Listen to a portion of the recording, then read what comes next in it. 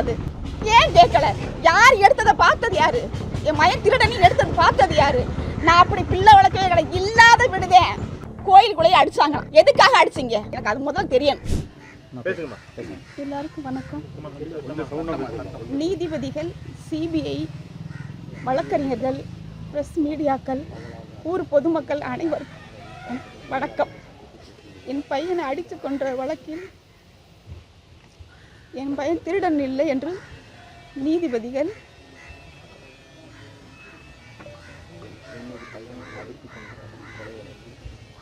அடித்து கொன்ற கொலை வழக்கு உத்தரவு போட்டிருக்காங்க. அது மனசுக்கு ரொம்ப சந்தோஷமாக இருக்குது. இருந்தாலும் கூட என் மயம் போனதை தாங்க முடியாத வருத்தமும் இருக்குது. 11 மணிக்கு நடந்திருக்கு கோயிலில். எனக்கு தெரியப்படுத்தவே இல்லை. 11 மணிலேருந்து 2 மணிக்கு தான் அங்கே ஸ்டேஷனில் கூட்டிக் கொண்டு விட்டுருக்காங்க. வேர்த்தையெல்லாம் ஒரு காரணம் சொல்லி கூட்டிக் கொண்டு விட்டுருக்காங்க. ஏன் எனக்கு தெரியப்படுத்தலை? வீட்டுக்கு என் மயம் இப்படி செஞ்சுருக்கேன் அப்படின்னு ஏன் எனக்கு தெரியப்படுத்தலை? யாராலும் அடிச்சிருக்கான்னு சொல்கிறாங்க. எதுக்கு அடித்தாங்க? யாருக்காக? எதுக்காக அடித்தாங்க? என்ன காரணத்துக்காக என் மயம் செஞ்சு அதை பார்த்து அடித்தாங்க? எனக்கு சொல்லியிருக்கணும்ல. சொல்லாமல் கூட்டிக் கொண்டு விட்டுட்டு எனக்கு தெரியவே தெரியாது. 4:30 மணிக்கு தான் சொல்கிறாங்க. எனக்கு தெரியும் சொல்கிறாங்க இந்த மாதிரின்னு. எதுக்கு சொல்லாமல் கூட்டிட்டு விட்டாங்க? யார் எடுத்ததை பார்த்தது? இந்த நிக்கிதான்ற மேடம் பொய் புகார் கொடுத்துருக்காங்க. யார் சொல்லி கொடுத்தாங்க? பெரியட்லேருந்து உத்தரவு வந்துச்சு. நாங்கள் அதனால் அந்த உத்தரவு மட்டும் செஞ்சோம் அப்படின்னு இந்த போலீஸ்காரங்க 5 பேர் சொல்கிறாங்க. அந்த 5 பேர் பெரிய இடங்கிறது யாரு? அது எங்களுக்கு தெரியணும்.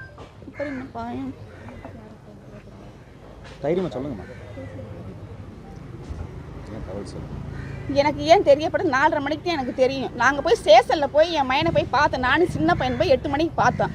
அங்கே என் மயனை போய் கேட்டதுக்கு நான் எனக்கு தெரியாதுமா அப்படின்னு சொன்னான்.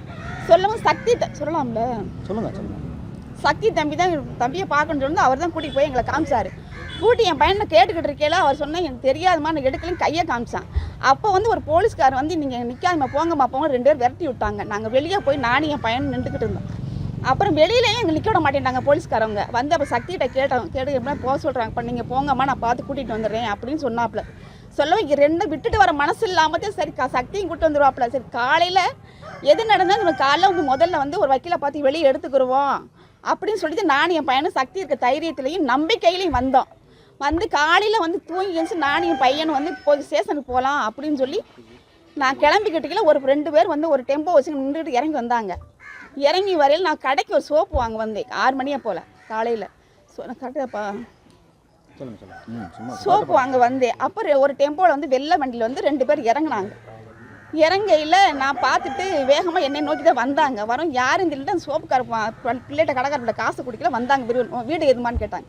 இதுதான் சார் அப்படின்னு கேட்டேன். உன் மயன் என்ன பண்ணியிருக்கேன்னு தெரியுமாமா அப்படின்னாரு. என்ன சார் பண்ணியிருக்கேன்? சொன்னாங்க சார் இந்த மாதிரி எடுத்துருக்கேன்னு சொன்னாங்க சார் அப்படின்னு. வீட்டை வாமான்ட்டு கதவை திறக்க போனாங்க. நான் சொன்னேன் சார் இந்த பக்கம் சின்னவன் தூங்குறேன், இந்த பக்கம் கூட்டிட்டு லைட்டு போட போகலாம் அப்படின்னு சொல்லிட்டு இன்னொரு கதவு இருக்குது.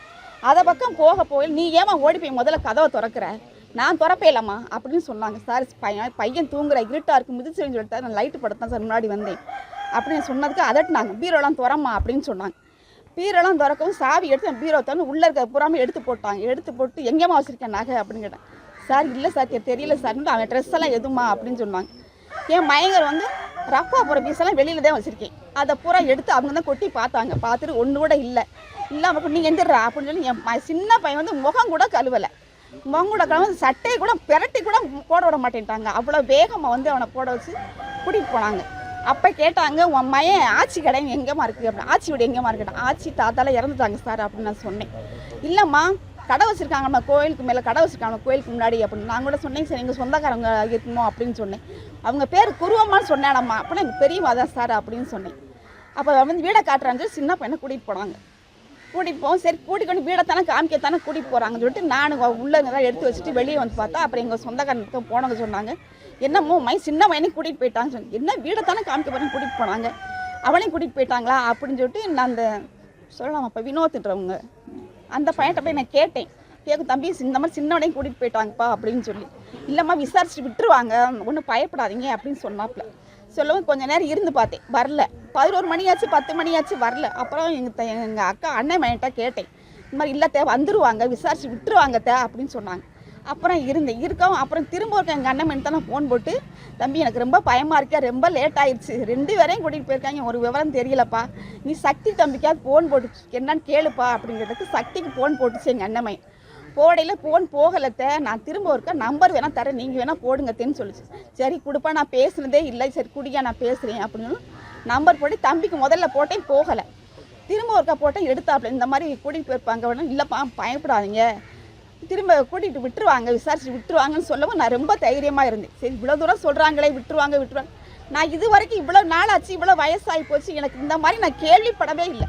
எடுத்திருந்தா உள்ளே வைக்க போகிறீங்க, எடுக்கலைன்னா வெளியே விட போகிறீங்க, இந்த தைரியத்தில் நான் இருந்தேன்.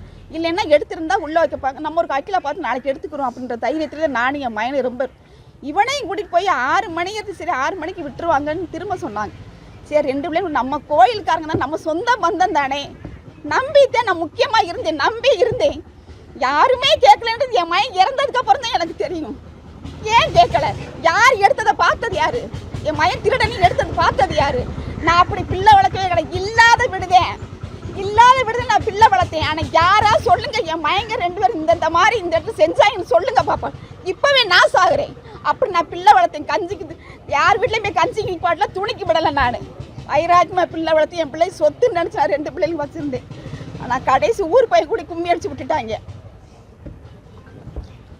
அந்த நிக்கிதான்றவங்கள கைது பண்ணணும். யார் சொல்லி செஞ்சாங்க, எதுக்கு போருக்கு தப்பான போருக்கு எதுக்கு கொடுத்தாங்க, அதனால தெரியப்படுத்தணும். கோயிலுக்குள்ளேயே அடிச்சாங்களாம், எதுக்காக அடிச்சிங்க எனக்கு அது முதல்ல தெரியணும். உரிமை போட்டு அடிச்சிங்கல்ல, அப்போ நீங்கள் அதை வச்சு நீ காப்பாற்றிருக்க முன்னாடி எனக்கு சொல்லியிருக்கணும். முதல்ல எனக்கு தான் முதல் தகவல் சொல்லியிருக்கணும். வேர்த்த ஒரு காரணம், இந்த 2மே எனக்கு ரொம்ப கொள்ளுது. வேர்த்தது ஒரு காரணம்னு சொல்லி என் மேலே கொண்டு எதுக்கு நீ கொண்டு இங்கே கூட்டி கொண்டு நீ விட்ட, அதுக்கு முதல் பதில் சொல்லணும், தெரியணும் எனக்கு. அது சொல்லியா நிக்கிதா முதல் கைது பண்ணணும். அந்த 5 பேரும் வெளியே வரவே கூடாது தானே, வெளியே வரவே கூடாது. போது பையனால் முடியும். சரி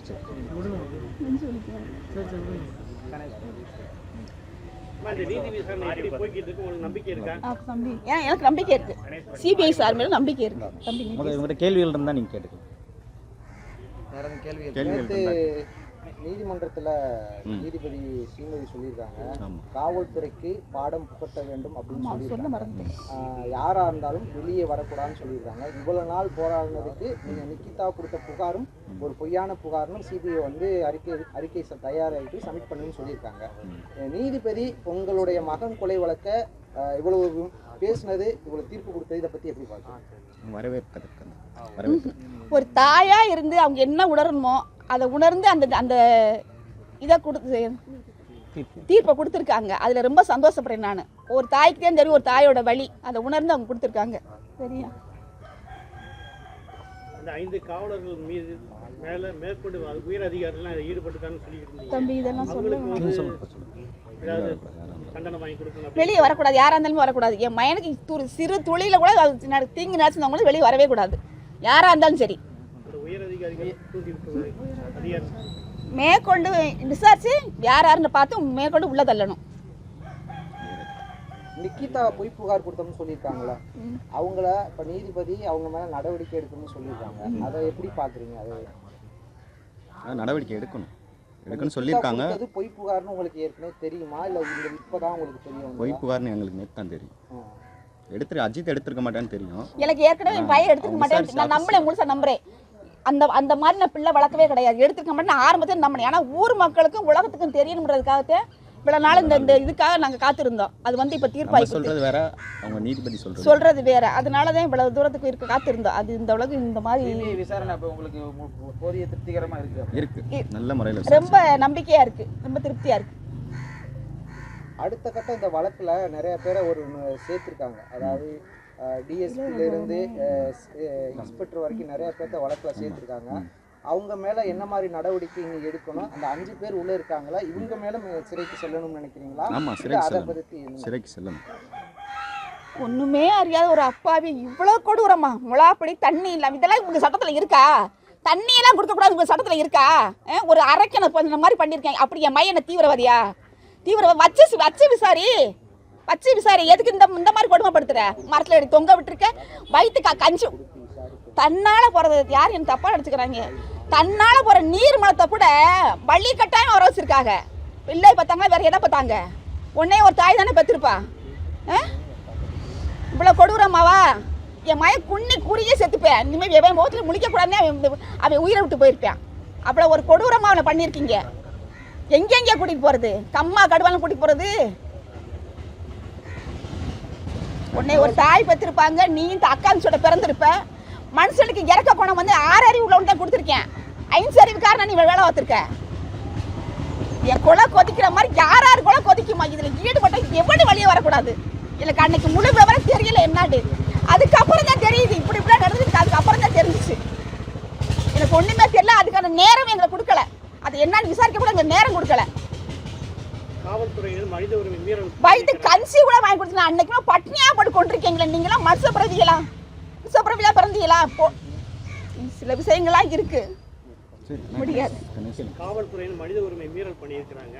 இந்த காவல்துறை நடவடிக்கையை நீங்க வந்து அடுத்த கட்டத்துக்கு ஏதாவது நான் ஒரு தாயா குமுறல, உலகம் பூரா குமுறத்தையும் செய்து இப்படியுமா இப்படியான்னு கேள்விப்படவே இல்லை. இந்த கொடுமையெல்லாம் நடத்தணும்னு கேள்விப்படவே இல்லை. கடவுளை கேள்விப்படவே இல்லை.